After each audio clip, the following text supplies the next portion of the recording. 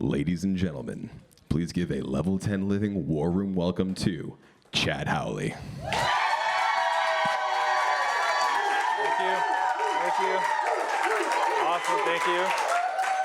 Thank you. That was a lot of fun. Thank you so much. Well, good morning. So this morning, in just a few minutes, I'm going to challenge you to think about your life a little bit differently. And more specifically, the way I'm going to do that is I'm going to challenge you to look at your past, your present, and how that is a predictor of your future. So let me illustrate with an example. Just this week, I had received a virtual learning kit from my company. And in this virtual reality kit, it actually is used when we put a little phone in the back of the case, we put some headphones here, and we watch.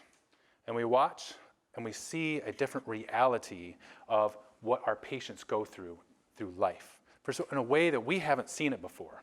Here in this audience, with this group, and as believers, we need a new reality. This new reality is a spiritual reality that will show us about our future. Let me illustrate a little bit further using a timeline.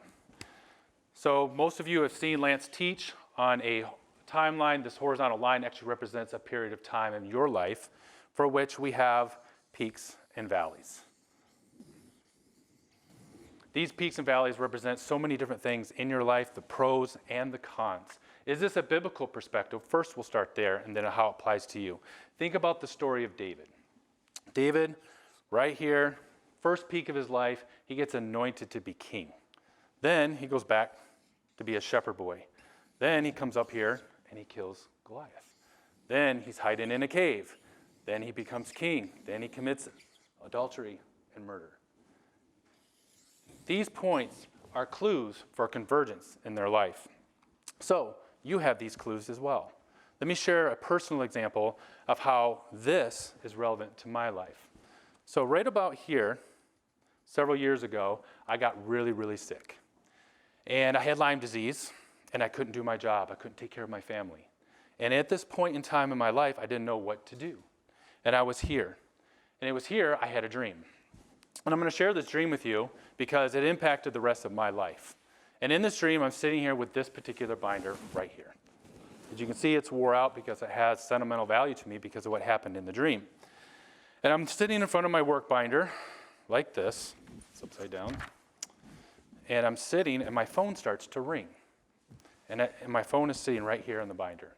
And my phone is ringing colors red and green. Red and green. It's flashing red and green, and I'm trying to figure out what it is. And then, as you can see on the other side of the page, it says the words July. And at this point of the dream, I began to interpret my dream, and I realized the Lord was showing me that Christmas in July was coming. And this was April of that year. And so, in this dream, over my left shoulder, I heard a voice. And the voice was a fatherly figure in my church. And I hear his voice, and I never turned around. Because if I would have I didn't need to turn around. Because I knew the Father's voice. And I knew who he was. And the man says, go ahead, turn the page. And so I turned the page, and when I turned the page, there's a whole bunch of $20 bills, cash, tons of them. And he says, go ahead, do it again. I said, okay. So I take the page, and I flip it again, 50s. Go ahead, do it again. And I flip it again, and there's piles of hundreds. And there was money, and I woke up from the dream. And I knew the interpretation was that in July, I was going to receive a financial blessing from my Father. And what was key about this is that I learned in that moment the Father's love, because it's something that I struggled with my entire life. And so I got out, grabbed my family together, and I reenacted this dream to all of them, including my 4 children. And I put cash under the pages, and I handed it to each one of them. And I said, the Father gives good gifts to his children. And so what happened was, on July the 1st, I got a phone call. And someone called me and said, are you still doing XYZ in this particular business? And I said, well, yes, I am, even though it already dried up. And I had no money. And that moment springboarded years of surplus finances that was residual incomes into my family, and it wasn't chump change. And so what happened here was, I was here, and I went to here because of a revelation of the Father's love. And so this illustration here helped me here, and here, and here, and even here where I fought cancer. My life was in jeopardy, and I was fighting it. And I didn't know if I was even going to live. And it even helped me when it got worse. I went down here, and it was worse than cancer in my life.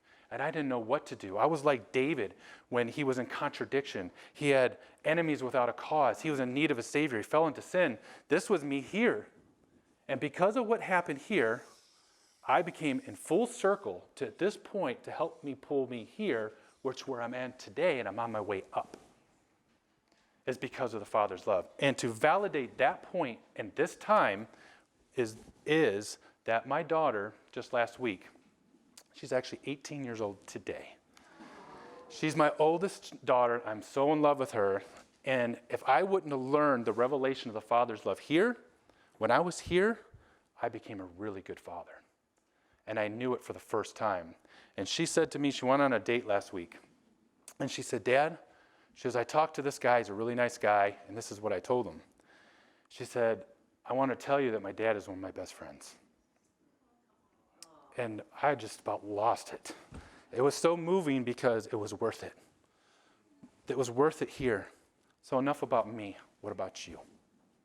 Where are you? And so in just a second, I'm going to close with this. I'm going to put a slide up on the screen here. And what I'm going to ask you to do is active participation. I want you to read the word that goes on this slide as fast as you can, and I want you to read it out loud so the person next to you can hear you, okay? So if the word that comes up here is butterfly, I want you to say butterfly. Okay? You guys all good with this? Yes. All right, here we go.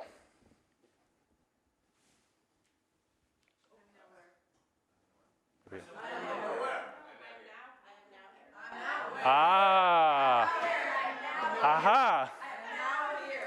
We got about 50-50 on that, didn't we? Some of you said, I am now here. Some of you said, I am nowhere. There's a big difference.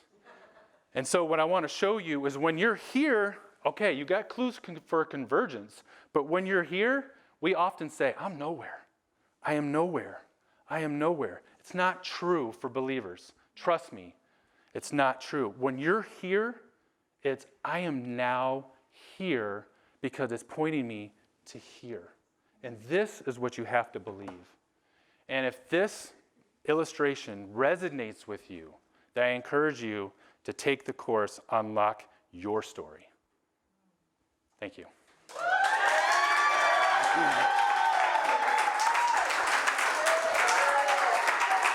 Amen.